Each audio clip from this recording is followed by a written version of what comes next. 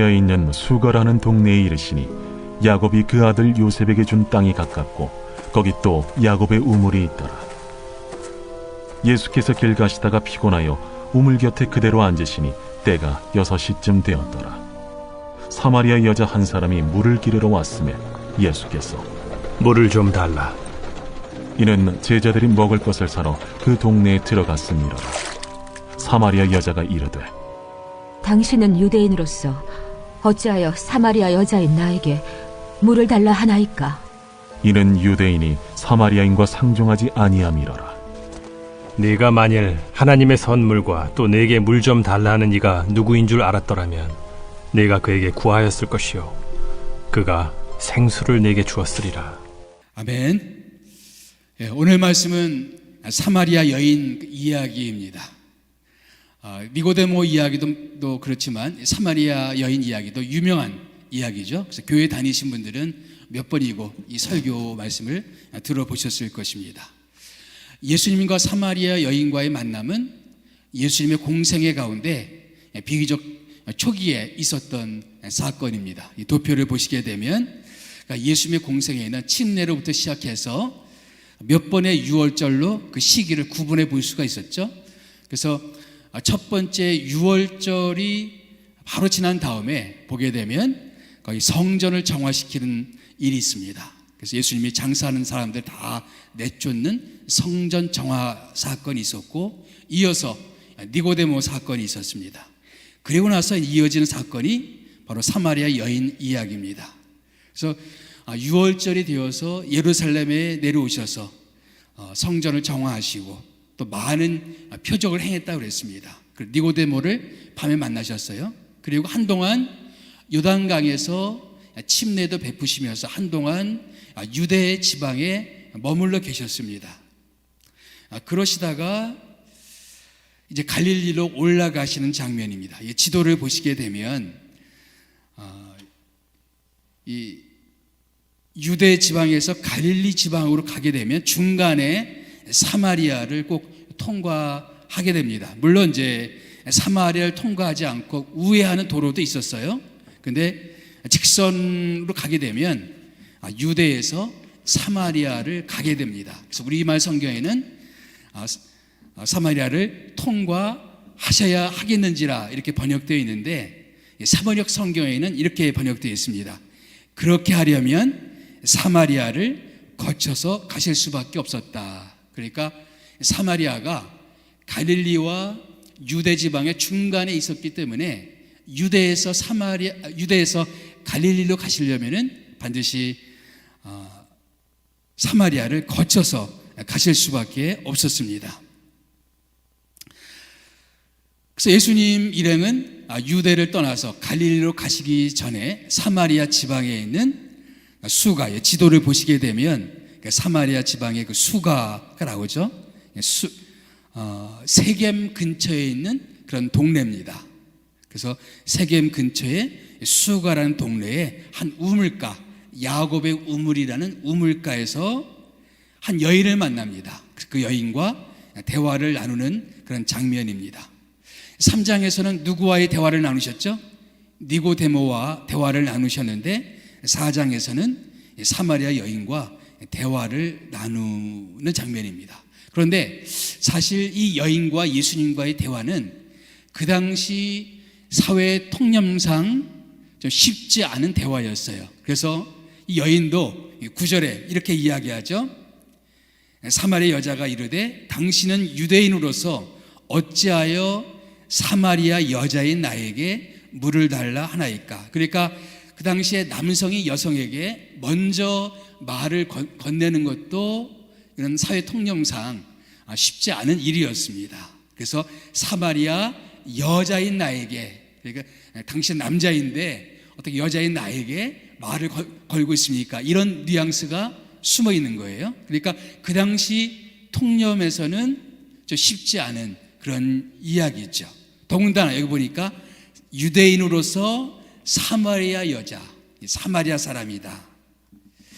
AD 90년에서 130년 사이에 살았던 랍비 중에 엘리에제르라는 랍비가 있었어요. 랍비의 글에 보니까 이런 대목이 있습니다. 사마리아인들의 빵을 먹는 유대인은 돼지고기를 먹는 유대인과 같다.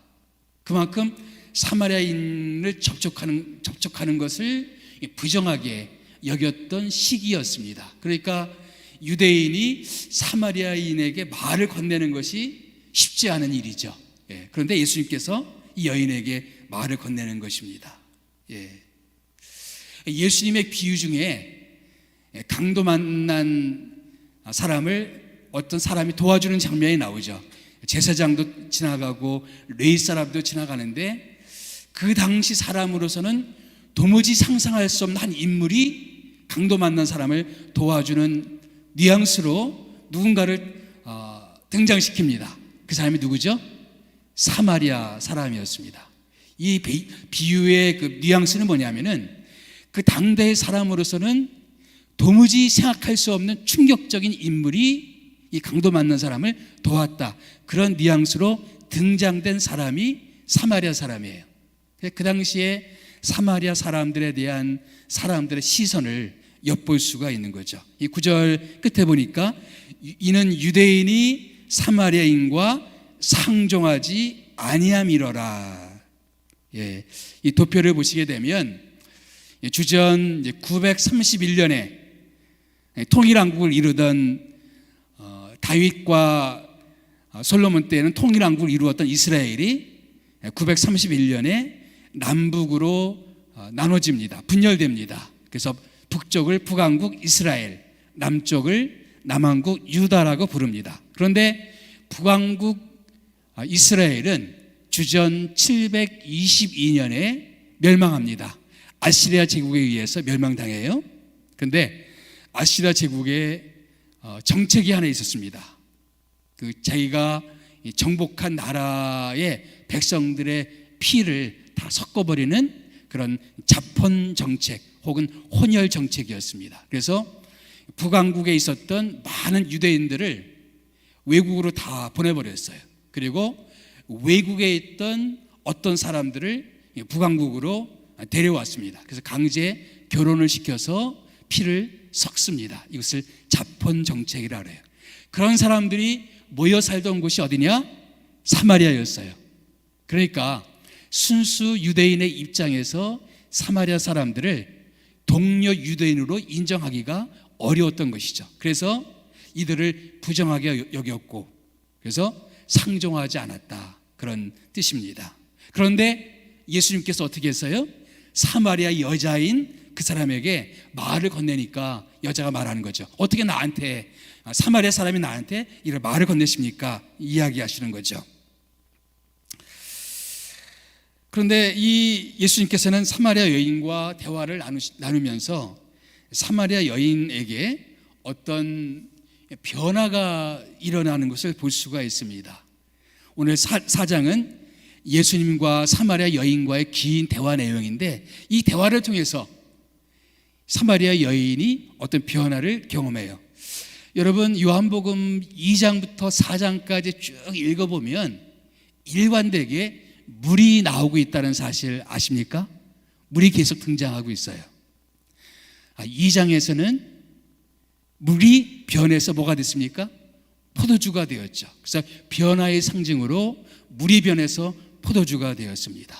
3장에서 예수님이 니고데모에게 뭐라고 말합니까? 내가 물과 성령으로 나지 아니하면 하나님 나라에 들어갈 수 없느니라. 그래서 물과 성령으로 변화될 것을 말씀하고 있습니다. 또 그다음 또 3장 끝에 보게 되면 침례 요한의 물침례 그 세례를 받는 사람들이 이제 누구의 침례를 받아요? 예수님의 침례. 그래서 침례 요한의 세례에서 침례에서 예수님의 침례로 사람들의 관심이 바뀌는 장면이 나옵니다. 여기서도 어떤 변화가 나오죠. 그래서 4장에서는 마시면 목마른 물에서 마셔도 목마르지 않는 예수님이 주시는 물에 대한 이 변화 이야기가 나옵니다. 그래서 계속해서 물이라는 것이 2장부터 4장까지 또 이제 5장에도 또 물 이야기가 나와요. 그래서 물이라는 것이 어떤 변화의 하나의 그 코드로 계속 등장하고 있는 것을 요한복음을 자세히 읽어보시면 알 수가 있습니다. 그래서 이 대화를 통해서 사마리아 여인이 어떤 변화를 경험하게 되는 거예요. 사실 3장과 4장은 두 편의 대화죠. 3장에도 대화가 나오고 4장도 대화가 나오는데 여러 가지 면에서 정반대 사람이 등장합니다. 3장에서는 남자, 4장에서는 여자. 3장에서 대화가 이루어진 시각이 언제였죠? 밤에 대화가 이루어졌고 올해 4장에서는 한낮에 대화가 이루어집니다. 3장에 등장하는 인물은 사회적으로 존경받는, 종교적으로 도덕적으로 존경받는 사람인 반면에 4장에 등장하는 사람은 어떤 면에서는 사람들에게 손가락질 당하는 그런 인물이었습니다. 그리고 3장에 등장하는 니고데모 이름이 등장하는데요, 4장에서는 이름이 등장하지 않습니다. 결정적인 차이. 3장에서 니고데모는 예수님과의 대화를 통해서 그가 어떤 변화되었다라는 혹은 믿음을 가졌다라는 어떤 흔적이 나타나지 않아요. 4장에서는 이 여인이 예수님과의 대화를 통해서 변화된 어떤 흔적들을 보여줍니다. 어떤 변화가 있었습니까? 6절 말씀 보게 되면 대화가 이루어진 시간이 몇 시라 그랬어요? 때가 6시쯤 되었더라. 공동번역에 이 6시가 어느 시간대를 보여주고 있어요.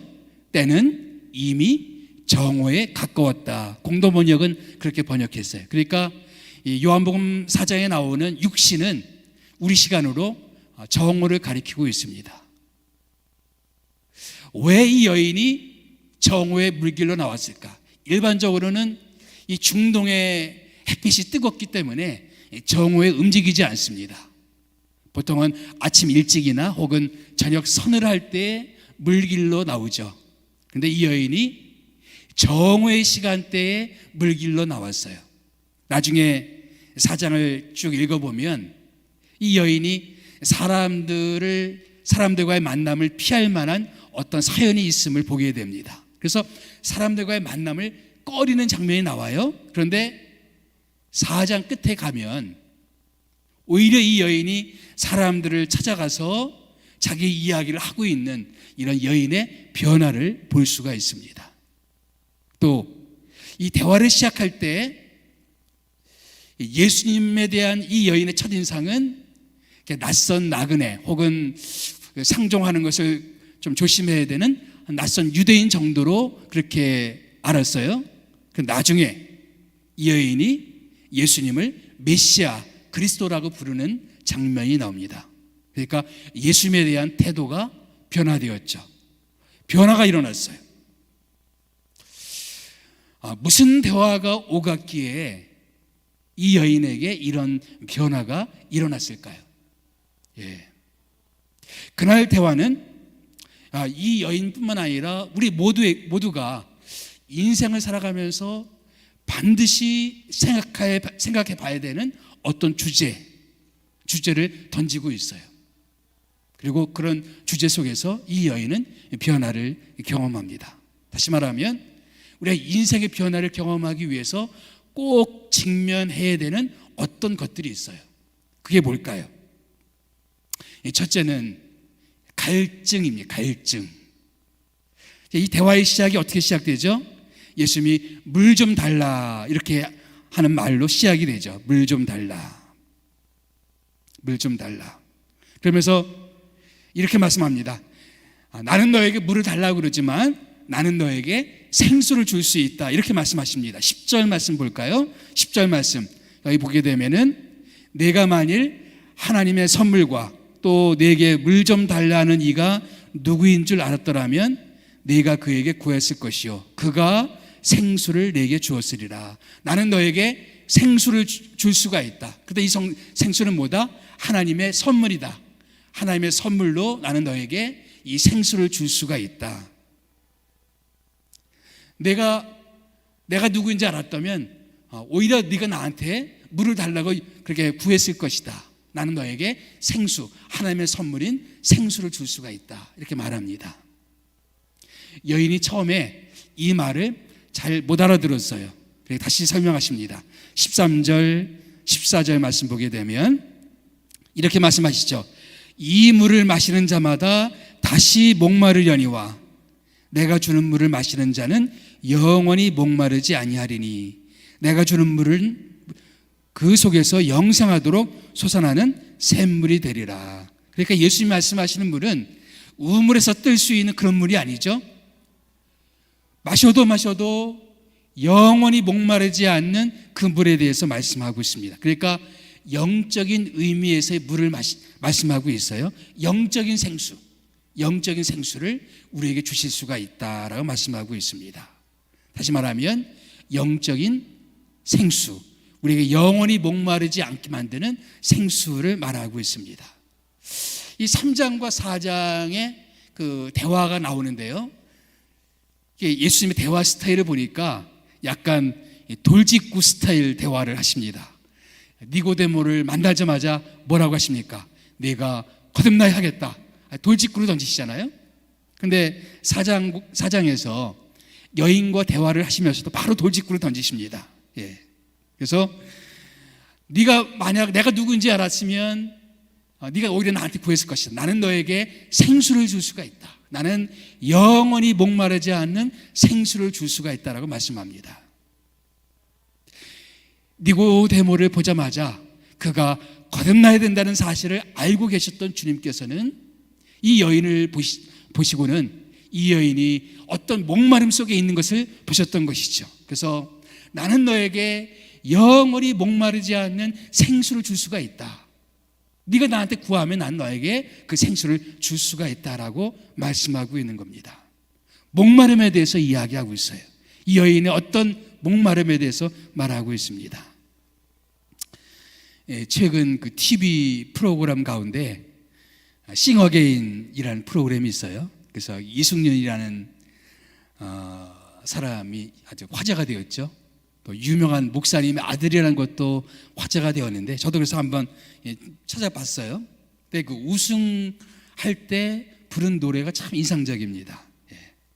그 노래 제목이 그 이적이 지은 물이라는 노래였어요. 가사를 불러볼까요?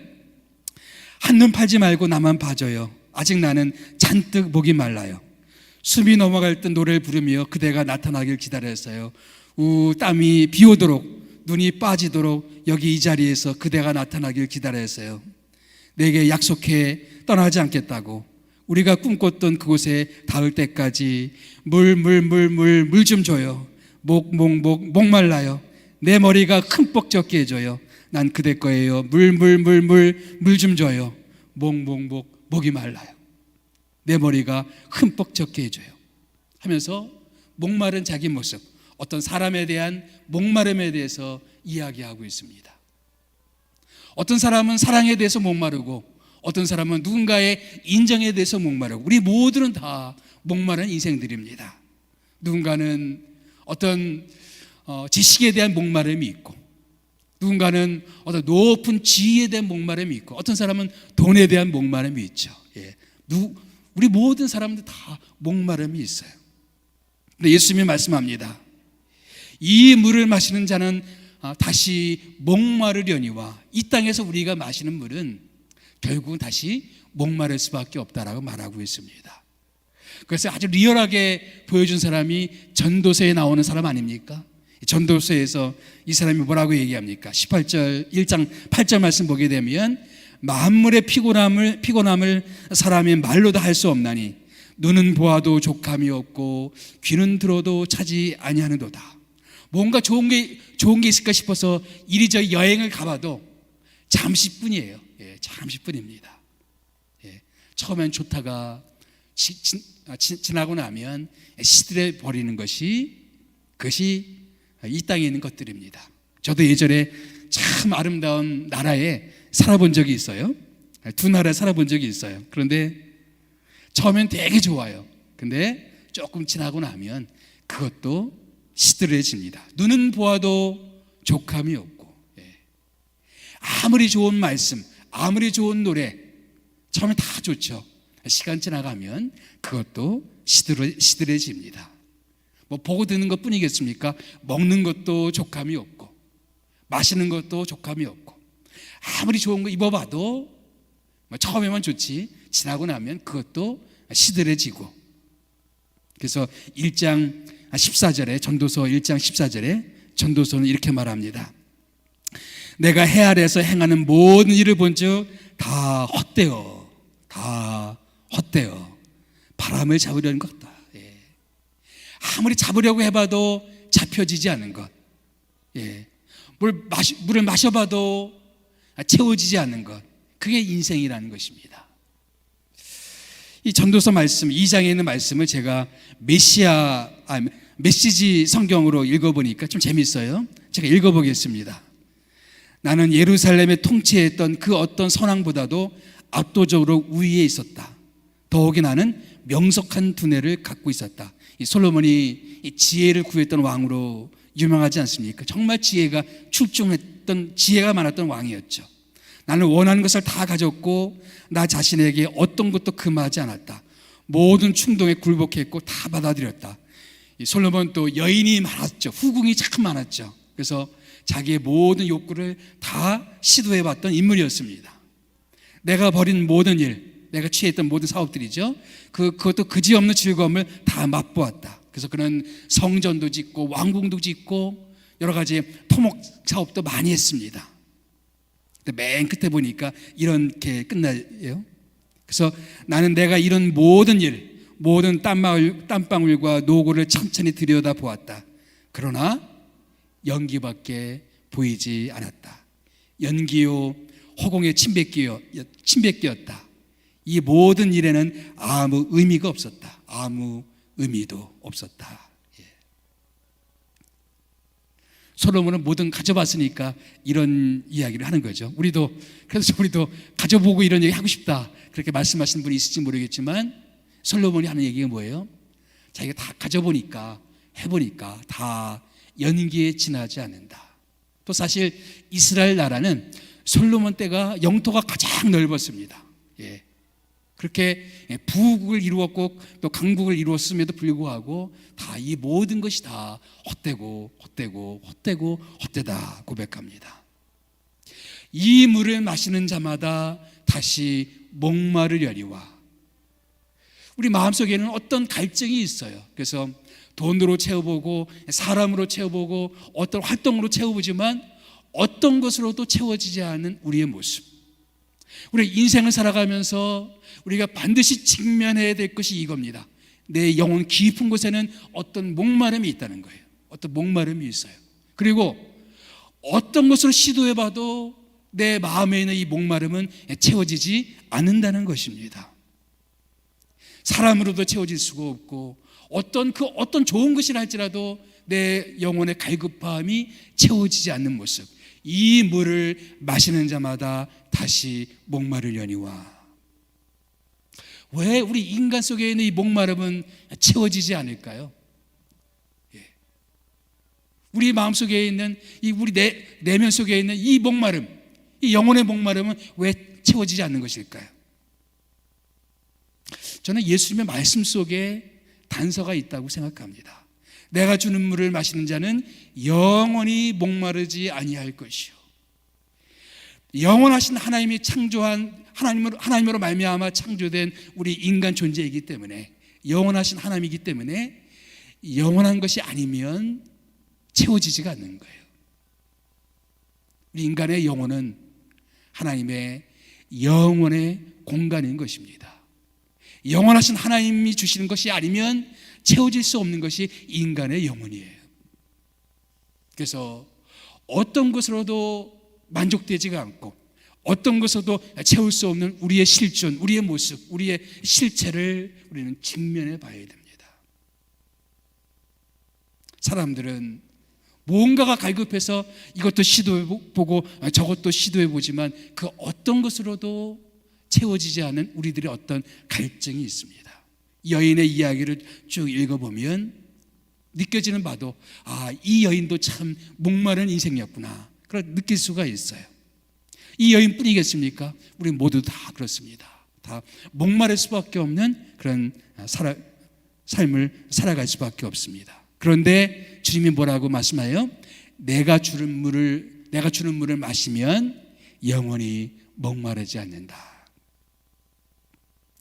예수님은 사마리아 수가성에 있는 야곱의 우물에서 한 여인을 만났어요. 목마른 한 여인을 만났습니다. 구약 이사야 선지자는 또 다른 우물에 대해서 이야기하고 있습니다. 이사야서 12장 2절 3절 말씀 다 같이 한번 읽어볼까요? 보라, 하나님은 나의 구원이시라. 내가 신뢰하고 두려움이 없으리니 주 여호와는 나의 힘이시며 나의 노래시며 나의 구원이심이라. 그러므로 너희가 기쁨으로 구원의 우물들에서 물을 기르리로다. 살아계신 하나님을 만나고 하나님을 의지하고 하나님을 통해 구원을 경험하게 될 때 너희가 기쁨으로 구원의 우물들에서 물을 기르리로다. 이것이 바로 우리가 예수 안에서 경험하는 기쁨이요 영생의 생수라고 믿습니다. 이 땅에 어떤 것으로도 채워지지 않은 우리 영혼의 갈급함, 우리 영혼의 갈증, 우리 영혼의 목마름이 있는데 예수님이 주는 물을 마시면 다시 목마르지 않는, 그리고 계속 샘솟는 어떤 그런 기쁨을 발견할 수가 있고 예수님이 주시는 어떤 만족을 경험할 수가 있어요. 외적인 환경은 참 힘들고 어려울지 모르지만 내 내면 속에서 계속 예수로 말미암아 솟아나는 어떤 생수를 우리는 맛볼 수가 있습니다. 예수께서는 우리에게 그 생수를 주신다는 거예요. 그 생수를. 우리가 인생 가운데 직면해야 되는 두 번째는 뭐냐? 처음에는 갈증이라고 그랬어요. 두 번째는 비밀입니다. 비밀. 이 예수님이 여인과 대화하면서 이 여인과 대화를 나누면서 생수를 얘기하시다가 갑자기 내 남편을 데려와라 이 이야기를 하십니다.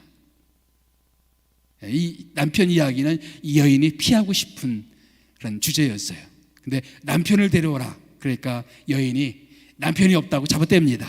그러니까 예수님이 네 말이 맞다 그러면서 18절에 내가 너에게 남편 5이 있었고 지금 있는 자도 내 남편이 아니니 내 말이 참되도다. 지금 같이 사는 사람도 내 남편이 아닌 사람하고 살고 있으니까 남편이 없는 것이고, 전에는 남편이 있었으나 지금은 남편이 없으니까 남편이 없는 네 말이 맞다. 그 말씀하고 있는 거죠. 예. 이 남편 이야기는 이 여인이 다른 사람에게 말하고 싶지 않은 그런 비밀이었어요. 꺼내고 싶지 않은 화제였습니다. 그런데 예수님이 이 이야기를 꺼내는 겁니다. 남편을 데려와라. 아마 이래서 이 여인은 남들이 오지 않는 뜨거운 이 정오의 시간에 물길로 왔던 것 같아요. 그만큼 자기 것을 감추고 싶고 또 이것 때문에 사람들에게 어떤 수군거림을 당하고 싶지 않은 이 여인의 모습이었을 것입니다. 이 여인뿐이겠습니까? 우리 모두에겐 다 비밀이 있죠. 러시아의 소설가 도스토옙스키는 이런 얘기를 했어요. 누구나 오직 친한 친구들에게만 말하는 비밀을 갖고 있다. 그런가 하면 친한 친구들에게도 말하지 않고 오직 자기 자신에게만 말하는 비밀도 있다. 그리고 심지어 자기 자신에게조차 말하기를 두려워하는 그런 비밀도 있다. 아무리 번듯한 사람이라도 모두 마음 깊은 곳에 그런 비밀을 수없이 안고 살아간다. 누구나 느낄 수 있는 얘기죠. 우리 모두는 다 비밀을 안고 살아갑니다. 남에게 말하고 싶지 않은 비밀, 아무리 친한 친구라도 그에게까지도 말하고 싶지 않은, 또 말할 수 없는 어떤 비밀이 있을 수가 있다는 얘기예요. 그 이야기가 어떤 가정 이야기일 수가 있고, 우리 어린 시절의 어떤 경험일 수도 있고, 부부 문제일 수도 있겠죠. 또 자녀의 어떤 문제일 수도 있습니다. 교회 안에서 겪은 어떤 일일 수도 있겠고, 자기가 누군가로부터 모멸당하고 상처받은 어떤 이야기일 수도 있고, 잊고 싶은 어떤 과거일 수도 있습니다. 우리 모두는 나름대로 다 정도 차이가 있겠지만 다 비밀을 안고 살아갑니다. 제가 대학 시절에 읽었던 책, 그리고 지금까지도 참 인상적인 책 하나가 있는데 폴 투르니에라는 사람이 쓴 비밀이라는 책입니다. 저는 이 책을 읽고 너무 좋아서 나중에 제가 논문을 쓸 때 이 사람에 대해서 논문을 썼어요. 이 비밀. 이 비밀의 이야기는 이런 것입니다. 이 사람의 자존감 혹은 자기 정체성을 건강하게 가지려면 나름대로의 비밀이 있어야 된다. 그 비밀을 가짐으로써 자기 어떤 정체성을 갖게 되는 것이고 자기의 어떤 독립성을 갖게 되는 것이다. 엄마랑 아무 비밀 없이 이야기를 주고받던 애가 어느 순간부터 이야기하지 않은 어떤 부분들이 생긴다는 거예요. 근데 그때부터 이 아이의 어떤 독립된 인격이 형성된다는 것이죠. 그래서 그런 비밀이 있는 게 꼭 나쁜 게 아니다. 비밀이 있는 것은 우리의 정체성, 우리 자존감에는 매우 필요하고 중요한 것이다. 그런데 비밀만 간직하고 그 다음 단계로 넘어가지 못하면 병든 자아가 될 수가 있다라고 이야기합니다. 그 다음 단계가 뭐냐? 자기 비밀을 누구에겐가 나눌 수가 있어야 된다는 거예요. 근데 아무에게도 자기 이야기를 털어놓을 수 없는 사람들의 자아는 병들어 갈 수밖에 없다라고 이야기합니다. 그래서 자기의 이야기를 나누고 자기의 속을 털어놓고 그렇게 이야기함으로써 치유가 되고 회복이 되고 우리 자존감이 다시 건강하게 재정립이 되고 균형을 맞추게 된다는 거예요. 그런데 폴 트루니에가 하는 얘기가 뭐냐면 우리가 살아가면서 비밀을 털어놔야 되는데 안심하고 비밀을 털어놓을 수 있는 상대를 만난다는 게 그리 쉬운 문제가 아니다. 안심하고 비밀을 털어놓는데 그 비밀을 털어놓은 것 때문에 상처받을 수가 있고 힘든 경험을 할 수가 있다는 거예요. 우리가 목장을 강조하지 않습니까? 목장을 강조하는 한 가지 중요한 이야기는 뭐예요? 그냥 말씀을 듣기만 하고 끝나는 것이 아니라 그 말씀을 가지고 자기 이야기를 해보자는 거죠. 그 말씀과 연관된 자기들의 이야기를 털어놓고 가정의 이야기를 털어놓고 자기 영혼의 이야기를 함께 나누고 비밀을 함께 나누면서 그러면서 우리는 치유가 되고 변화를 경험하는 거예요. 그래서 소그룹에 참여하지 않으면 목장에 참여하지 않으면 변화되기가 어렵다는 이야기가 그 이야기입니다. 자기 것을 털어놔야 변화가 되는 겁니다. 그 때때로 비밀을 나눈다는 것, 삶을 나눈다는 게 상처가 될 때가 있죠. 정말 나는 믿거라 하고 이야기를 했는데 그 다음 주에 와보니까 교회에 다 소문이 났어. 그러면 다시 그 이야기를 못하는 거죠. 그래서 우리가 코이노니아 언약 가운데 뭘 언약합니까? 우리가 목장에서 나눈 이야기는 절대로 다른 데서 나누지 않는다. 그래 우리가 언약하지 않습니까? 그 이유가 있는 거예요. 우리 목장을 안심하고 내 비밀을 말할 수 있는 공간으로 만들자는 겁니다. 그래서 처음 비밀 간직하는 게 필요하고 비밀을 나누는 게 필요하다. 그런데 이 땅에서는 안심하고 비밀을 나눌 수 있는 상대를 만나는 게 쉽지 않고 우리가 아무리 투명하게 나눈다 할지라도 이 땅에서 심지어 부부에게조차 완전히 자유로운 비밀을 나누는 게 쉽지가 않다. 그래서 세 번째 이야기하는 게 그래서 우리는 우리의 창조자와의 비밀 이야기가 필요하다라고 이야기합니다. 우리 영혼의 창조자, 우리의 모든 것을 아시는 그분에게 우리는 아무 걱정 없이 아무 두려움 없이 우리의 비밀을 100% 안심하고 이야기할 수가 있다. 그래서 우리는 하나님 앞에 가야만 완전한 치유, 완전한 그런 변화를 경험할 수 있다라고 이야기합니다. 여인에게도 비밀이 있었어요.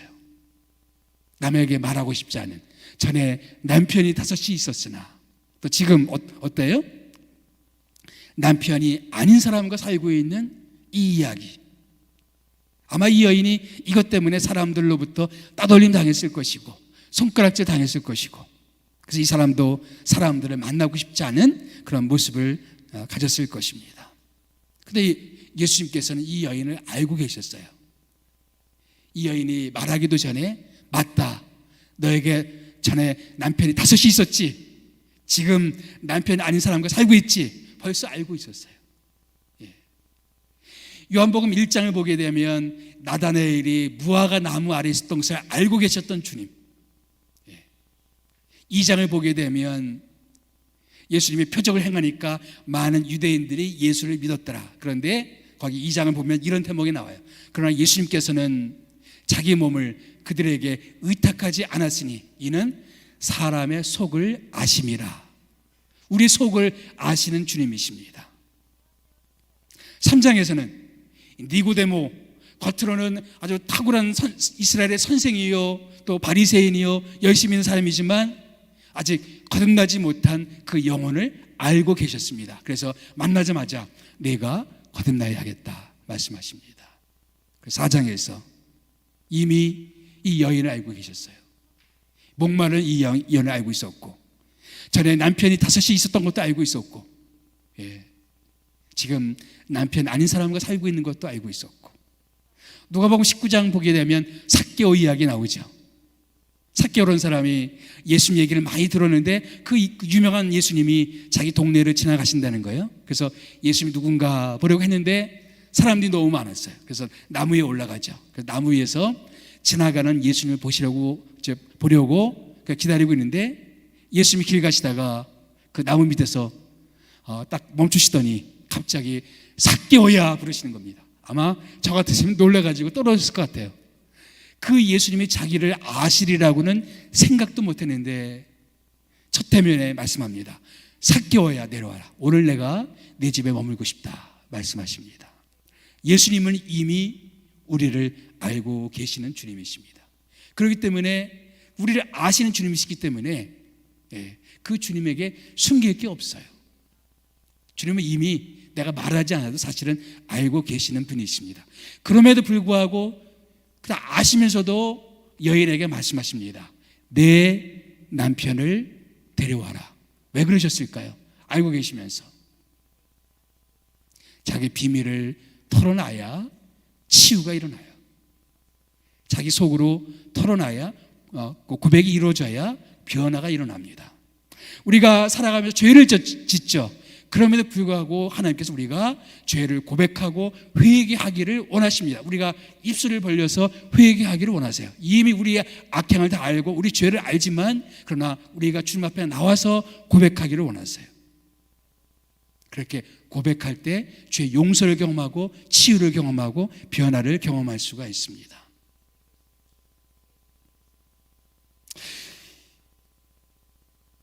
남에게 말하고 싶지 않았던, 말하기 어려웠던 자기의 비밀 이야기, 숨기고 싶은 자기 이야기, 그 이야기를 안고 살아가는 이 여인의 마음은 어떤 마음이었을까요?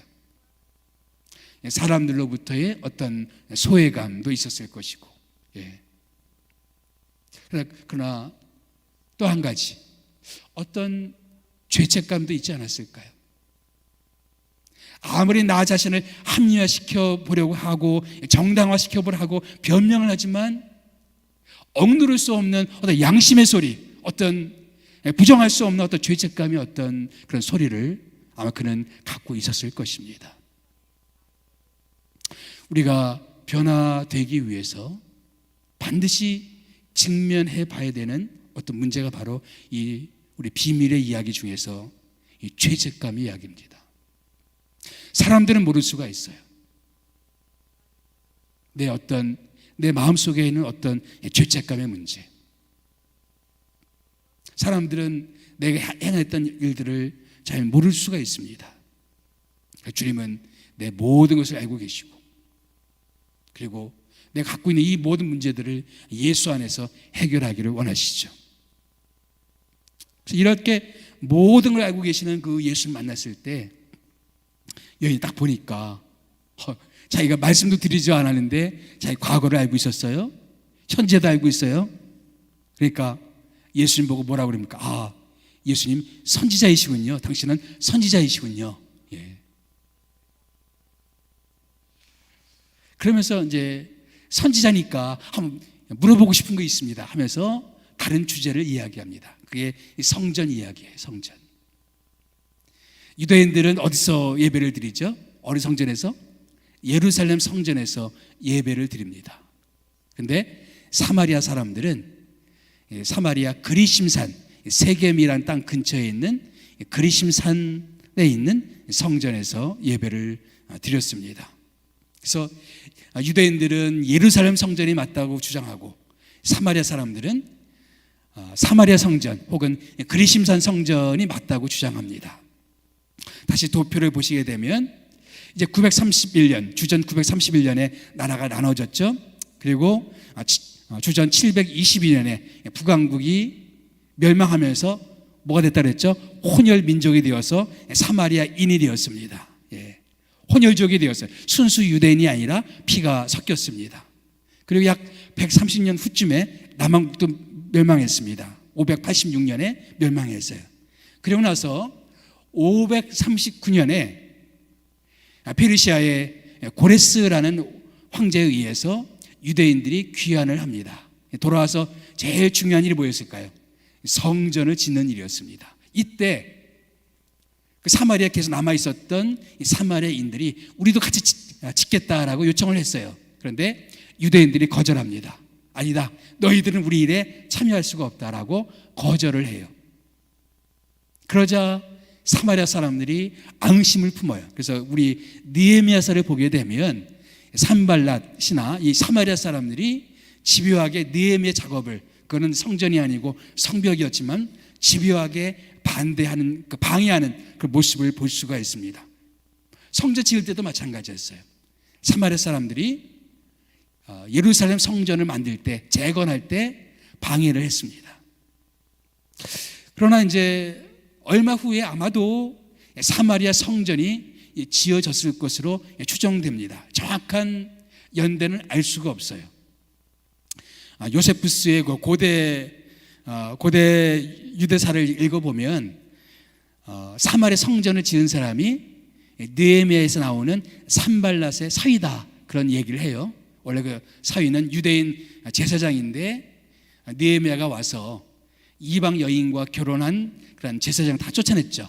그래서 쫓김당해서 자기 장인이 있는 사마리아로 가서 거기서 제사 일을 하다 보니까 쫓겨난 제사장들이 모인 곳이 사마리아의 어떤 성전이 되었다. 그래서 그때 아마 지어진 것이 아닐까라는 것이 요세푸스의 기록에 남아 있지만, 학자들은 여기에 대해서는 조금 신빙성을, 어떤 다른 증거들이 없기 때문에 확인하기는 어렵다라고 이야기합니다. 그래서 사마리아 성전이 지어졌어요. 그러면서 이제 유대는 페르시아 제국, 그 다음에 헬라 제국, 그리고 이제 나중에 로마에 다시 압제를 당하는데, 중간에 헬라와 로마 중간에 약 100년 정도 독립국가를 이룬 적이 있었습니다. 이때를 하스몬 왕조라고 부르는데, 그때 힐카누스라는 왕이 있었어요. 힐카누스가 이 사마리아를 쳐들어가서 이 그리심산에 있는 성전을 불태워버립니다. 그래서 예수님 당시까지도 성전은 다시 지어지지 않았어요. 다만 그 예배처를 만들어서 사마리아 사람들은 거기서 예배를 드리고 있었습니다. 그래서 이래저래 유대인과 사마리아인들은 서로 앙심이 깊어져 갔고 적대감이 깊어져 갔어요. 그래서 유대인들은 예루살렘이 맞다라고, 사마리아 사람들은 바로 사마리아 성전이 맞다고 이렇게 주장하고 있었습니다. 이 여인이 그걸 물어보는 거예요. 당신은 어떻게 생각하십니까? 예루살렘 성전이 맞습니까? 사마리아 성전이 맞습니까? 물어보는 겁니다. 그러니까 예수님이 뭐라고 하셨어요? 예루살렘도 말고 이 산에서도 말고, 장소가 중요한 게 아니다. 하나님은 영이시기 때문에 신령과 진정으로 예배할 때가 올 것이다. 근데 그때가 언제냐? 바로 지금이다 라고 말씀하고 있습니다. 하나님이 영이시기 때문에 바로 영적으로 우리가 예배 드리는 것이 중요하다. 그리고 참으로 그분을 만나는 게 중요하다. 그래서 영이신 하나님이 우리 가운데 임하시기 때문에, 바로 임마누엘 되신 예수님을 통해서 우리 가운데 영으로 임하셨기 때문에 우리가 영적으로 만나는 예배를 드리는 게 중요한 것이고, 참으로 하나님 만나는 게 중요한 것이지 어떤 장소가 중요한 게 아니다, 그런 뜻이죠. 이 총신대 김세윤 교수님이 여기서 영과 진리로, 진리가 뭐냐, 그분은 이렇게 표현합니다. 이것은 실체를 말하고, 실체. 책에서 이렇게 이야기하고 있어요. 예루살렘도 그리심산도 실체가 오기 전에 있었던 하나의 모형, 그림자에 불과했다. 구약의 제사도 모형이었고 절기도 모형이었듯이 성전도 하나의 모형에 불과한 것이다. 근데 이제 그 실체, 그 말씀이 보여주고 있는 실체가 왔다는 거예요. 진리가 보여주고 있는 그 실체, 그 진리가 가리키고 있는 실체가 왔다는 거예요. 그때가 언제냐? 바로 지금이다. 그래서 영과 진리로, 영으로 임하신 그 예수님으로 말미암아, 하나님으로 말미암아, 임마누엘로 임하신 그 예수님으로 말미암아 구약에서 가리키고 있던 그 그림자들이 가리키고 있던 그 실체가 되는 내가 바로 도래한 것이다. 참 예배가 바로 시작된 것이다. 이제 하나님은 영과 진리로 예배하는 자들을 찾으신다라고 이렇게 설명합니다. 그래서 여인이 뭐라고 말하고 있어요? 메시아가 오시면 여기에 대해서 말씀해 줄 겁니다. 아마도 예수님 말씀이 마음에 안 들었던 것 같아요. 그러니까 메시아가 오시면 이 부분에 대해서 정확하게 말씀해 주시겠죠. 이런 뉘앙스인 것 같습니다. 그러니까 예수님이 그 메시아가 누군지 아냐? 내가 바로 그 메시아다라고 얘기합니다. 결국 요한복음 4장을 쭉 읽어 내려가면 예수님이 여인과 대화를 하면서 결국 계시하려고 하는 게 뭘까요? 보여주려고 하는 바가 뭘까요? 가장 중요한 것은 바로 자기 자신을 여인에게 보여주기를 원했던 것입니다. 다시 말하면 우리 인생을 살아가면서 반드시 직면해야 되고 반드시 우리가 만나봐야 될 분은 바로 예수님이라는 거예요. 그래서 우리 세 번째, 우리가 인생 가운데 반드시 직면해야 될 세 번째는 뭐냐? 바로 그분입니다. 그분. 예수님은 이 대화를 통해서 자기 자신을 보여주기를 원했던 것입니다. 메시아가 되신 그분, 바로 구약의 성전, 구약의 제사가 그 그림자들이 보여주고 가리켰던 그 예수님, 그 실체 되신 예수님, 진리 되신 그 예수님, 메시아 되신 그 예수님. 이 여인은 예수님 메시아로 받아들였을까요? 안 받아들였을까요? 예수님에 대한 이 여인의 첫인상은 낯선 유대인이었죠. 낯선 유대인 남자였습니다. 당시 유대인 남자로서 어떻게 사마리아 여자인 나에게 이런 부탁을 하십니까? 낯선 유대인이었어요. 조금 지나다 보니까 예수님에 대한 호칭이 달라져요. 주여, 이런 물을 나에게 주사. 여기서 주라는 말은 선생님 이런 뜻입니다. 존경의 태도로 바뀌었어요. 그러다 예수님께서 이 여인의 5 남편도 이야기하고 지금 남편이 아닌 사람과 살고 있다는 얘기도 하니까 뭐라고 얘기합니까? 내가 보니까 당신은 선지자입니다. 예언자입니다. 선지자라고 이야기해요. 그런데 29절에 동네 사람들을 찾아가서 뭐라고 얘기합니까? 29절에 내가 행한 모든 일을 내게 말한 사람을 와서 보라. 이는 그리스도가 아니냐. 그러니까 여인은 자기가 우물가에서 만난 그 유대인이 누구라고 이해한 거예요? 그리스도, 메시아라고 이해한 것입니다. 결국은 메시아로 받아들였어요. 여인은 메시아로 받아들였습니다. 우리 인생을 살아가면서 우리가 직면해야 될 여러 가지가 있어요. 우리 여인과의 대화를 통해서 볼 수 있지만 정말 우리 인생의 갈증에 대해서 우리는 정말 왜 우리가 채우려고 애를 써도 채워질 수 없는 우리의 그 마음속에 있는 그 갈증, 왜 이건 채워질 수 없는지 우리는 우리의 인생의 그 갈증에 대해서 우리는 직면해 봐야 됩니다. 남에게 이야기할 수 없는 우리의 비밀에 대해서 우리는 이 문제를 깊이 직면해 볼 필요가 있어요. 또 이 문제를 가지고 주님께 나갈 필요가 있습니다. 그러나 우리의 인생을 살아가면서 반드시 필히 직면해야 될 가장 중요한 것이 있다면 예수님입니다. 예수님. 나는 그 예수님을 어떻게 만나고 있느냐, 어떻게 직면하고 있느냐.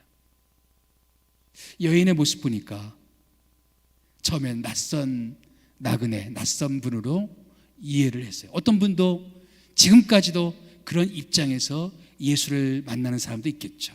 그냥 나와는 상관이 없는 낯선 분. 또 어떤 분은 상당히 예수님을 4대 성인 중에 한 사람 혹은 좋은 분으로 그렇게 받아들이는 사람도 있죠. 혹은 더 깊게 예수님, 우리가 뭐 교회 다니면 또 기도하면 예수님이 도와주신다 하면서 훨씬 더 깊이 나온 사람도 있습니다. 그런데 중요한 질문은 내가 그 예수를 메시아로 받아들이느냐, 그리스도로 받아들이느냐 하는 것입니다. 내가 이 피조물된 우리 인간이 반드시 직면해 봐야 할 때 뭐냐면 바로 우리의 창조자예요. 우리의 예수님이십니다. 나는 그분을 어떻게 만나고 있을까? 그냥 호의 정도로 끝나고 있을까? 아니면 그분을 나의 그리스도로 받아들이고 있을까?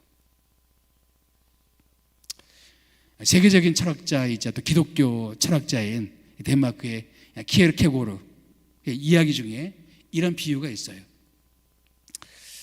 아들을 먼저 떠나보낸 할아버지가 있었습니다. 그래서 손자를 키우고 있었는데 자기도 이제 나이가 많아서 자기도 세상을 떠나야 된다는 것을 알게 되었어요. 그래서 세상을 떠나기 전에 어린 손자에게 정말 중요한 교훈을 가르쳐 줘야 되겠다 생각하고 손자에게 말합니다.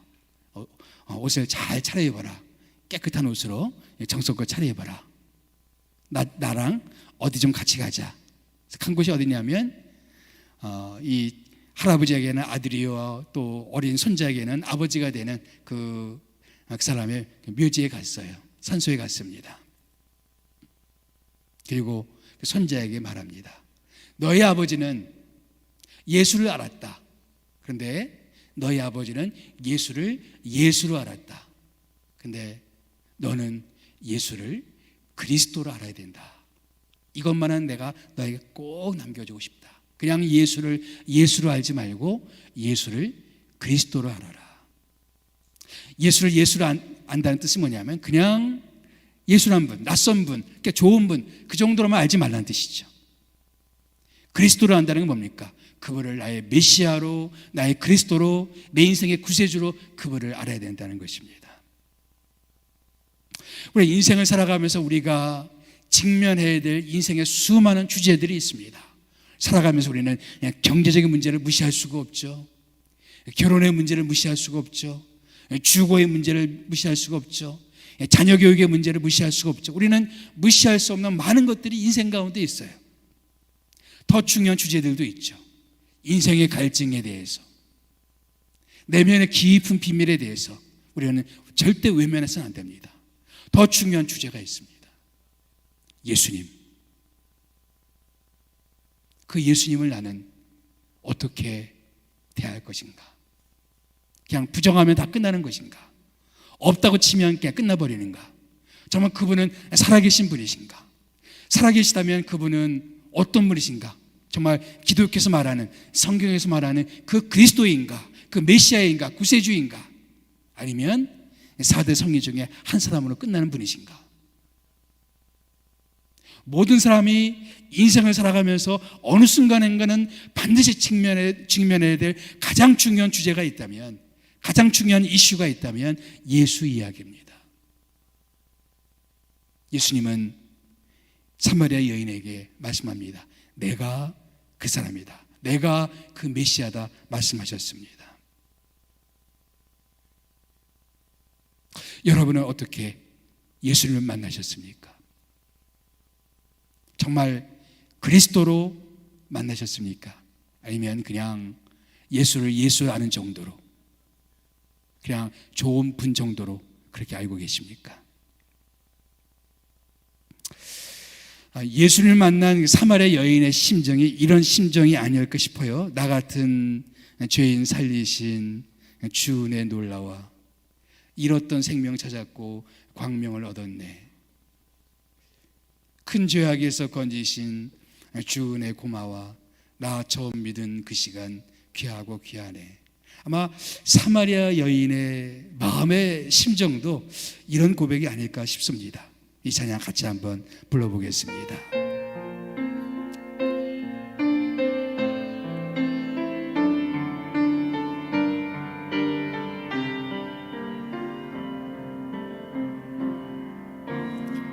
나 같은 죄인 살리신 주내 놀라와 주내 놀라와 잃었던 생명 찾았고 잃었던 생명 찾아 광명을 얻었네.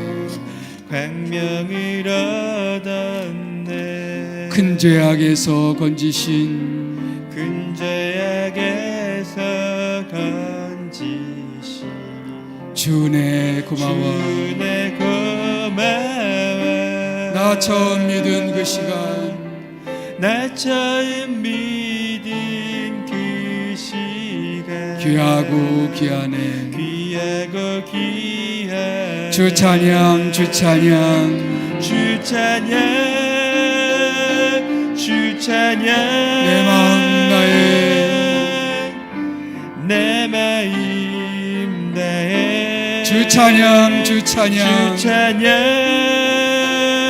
주 찬양 내 생명 다해 내 생명 다시 한번 주 찬양 주 찬양 주 찬양 주 찬양 내 마음 다해 주 찬양 주 찬양 주 찬양 주 찬양 내 생명 다해 이제껏 내가 산 것도 이제껏 내가 산 것도 주님의 은혜라 주님의 은혜라 또 나의 장차 또 나를 장차 본향해 인도해 주시리 인도해 주시리 거기서 우리 영혼이 거기서 우리 영원히 주님의 은혜로 주님의 은혜로 해처럼 밝게 살면서 해처럼 밝게 살면서 주 찬양하리 주 찬양 주 찬양 주 찬양 주 찬양 내 마음 다해 내 마음 다해 주 찬양 주 찬양 주 찬양 주 찬양 내 생명 다해 내 생명 다해 주 찬양 주 찬양 주 찬양 주 찬양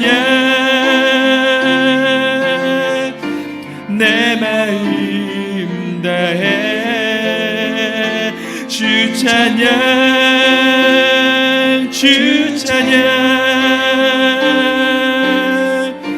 내 생명 다시 한번 1절만 나 같은 죄인 살리신 나 같은 죄인 살리신 주내 놀라와 주내 놀라와 잃었던 생명 찾았고 잃었던 생명 찾았고 광명을 얻었네 광명을 얻 다시 한번 나 같은 죄인 살리신 주내 놀라와 나 같은 죄인 살리신 주내 주내 놀라와 잃었던 생명 찾았고 잃었던 생명 찾았고 광명을 얻었네 광명을 얻었네 우리 다시 한번 찬양합시다. 나 같은 죄인 살리신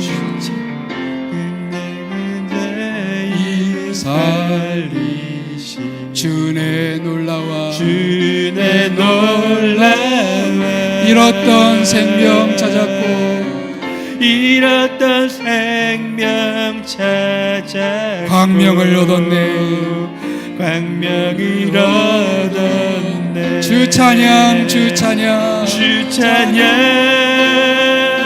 주 찬양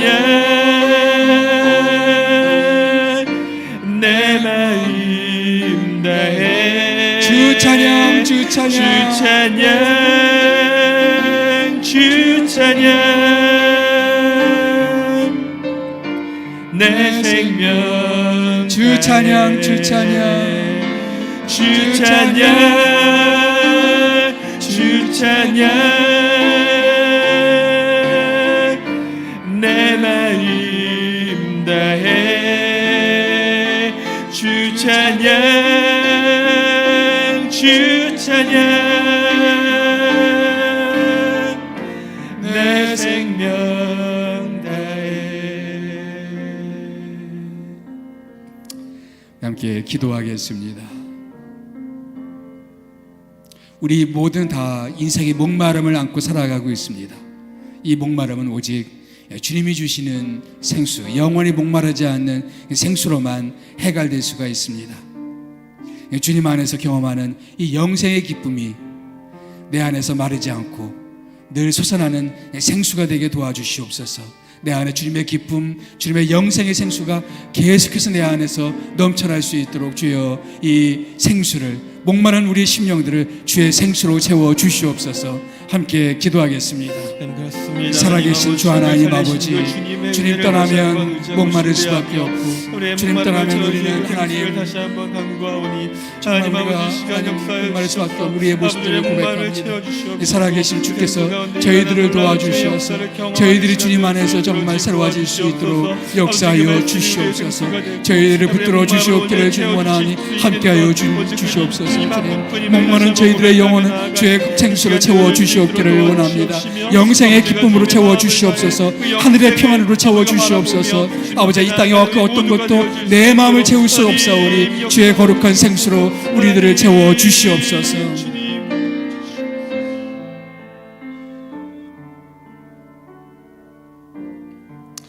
여인에게는 남편의 문제가 숨기고 싶은 비밀이었습니다. 내 안에도 주님이 아시는 어떤 것들이 있을 수가 있습니다. 주님은 그것을 아시고 치유하시기 원하십니다. 이 시간 주님의 은혜 가운데서 내 안에 있는 모든 것들을 다 주님께서 고쳐주시고 치유해주시고 또 예수님의 십자가의 보혈로 정결하게 하여 주시옵소서. 합심해서 기도하겠습니다. 살아계신 주 하나님 아버지, 여인의 비밀을 알고 계셨던 주님, 여인의 아픔을 알고 계셨고 여인의 상처를 알고 계셨던 주님, 주님께서는 우리의 아픔도 우리의 상처도 우리의 고통도 알고 계시는 주님이십니다. 사랑하는 아버지 하나님, 여인의 상처를 고쳐주실 수 있었던 주님께서 이제는 우리의 모든 것들도 그렇게 고쳐주시옵기를 주님 원합니다. 살아계신 주 하나님 아버지, 우리 가운데 역사하여 주셔서 내 마음속에 있는 모든 것들을 주께서 예수님의 십자가의 보혈로 깨끗하게 씻어주시고 고쳐주시옵소서. 주 안에서 새로워질 수 있도록 함께하여 주시옵기를 주님 원하오니 주여 인도하여 주시옵기를 원합니다. 도와주시옵소서. 주님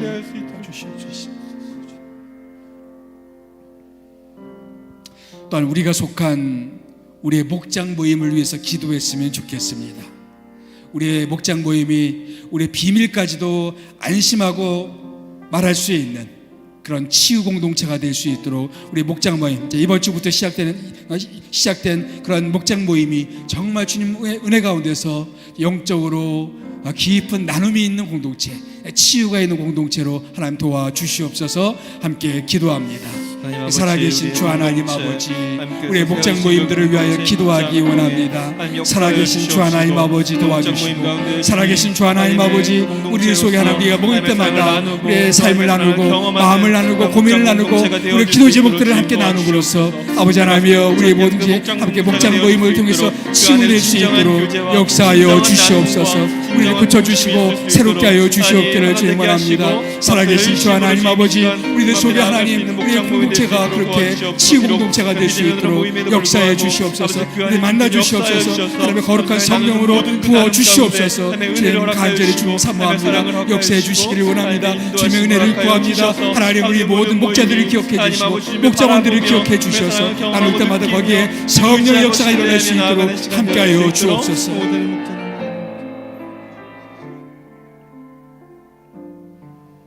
결국 예수님은 이 여인과의 대화를 통해서 궁극적으로 보여주시고자 했던 것이 자기 자신이셨습니다. 메시아로 이 땅에 오신 그 예수님, 아직 사람들에게 가려져 있지만 여인에게 내가 그다라고 말씀하시면서 메시아 되심을 계시하셨습니다. 또한 주님께서는 우리에게도 당신의 모습을 보여주기를 원하십니다. 이 시간 기도할 때 우리가 주님을 더 깊이 알아갈 수 있도록 하나님 우리에게 주님의 모습을 보여주시옵소서. 날마다 주님을 더 깊이 알아가는 우리 모두가 될 수 있도록 역사하여 주옵소서. 합심해서 기도합니다. 살아계신 주 하나님 아버지, 오늘도 주님을 더 깊이 알기를 원합니다.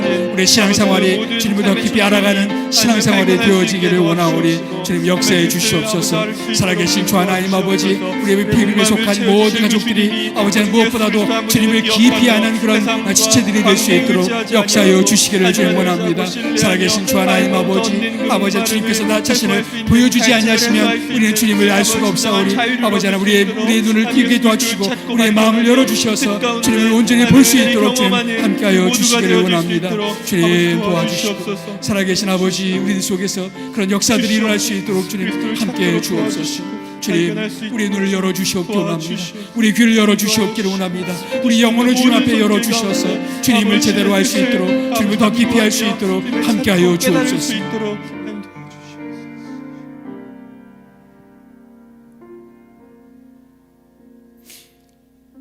사랑이 많으신 주 하나님 아버지, 이 여인처럼 우리도 목마릅니다. 사람들의 인정에 혹은 따뜻함에 목마르고 사랑에 목마르고 또 주님의 은혜에 목마르고 주의 역사에 목마르고 주의 부흥과 주의 임재에 목마른 우리들의 모습을 주 앞에 고백합니다. 주여, 주님만이 채워줄 수 있사오니 이 가운데 우리 가운데 임하여 주옵소서. 아버지 하나님, 우리 인생의 비밀을 알고 계시는 예수님, 누구에게도 말할 수 없는 나의 고통도 나의 상처도 알고 계시는 주님, 주께서 아시기 때문에 담대함을 가지고 주 앞에 나갑니다.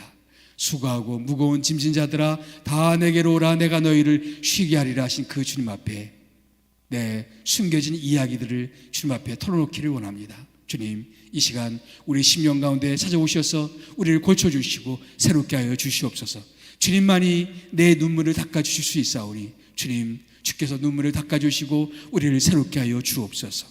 우리의 목장 모임들을 기억해 주시고 우리의 목장 모임들이 치유의 공동체가 될 수 있도록 우리의 이야기, 우리의 삶을 마음껏 나눌 수 있는 그런 공동체가 될 수 있도록 축복해 주옵소서.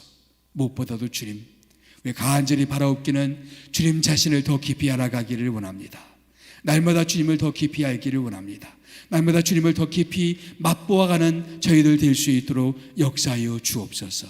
이 모든 말씀 살아계신 예수님의 이름으로 감사하며 기도드리옵나이다. 아멘.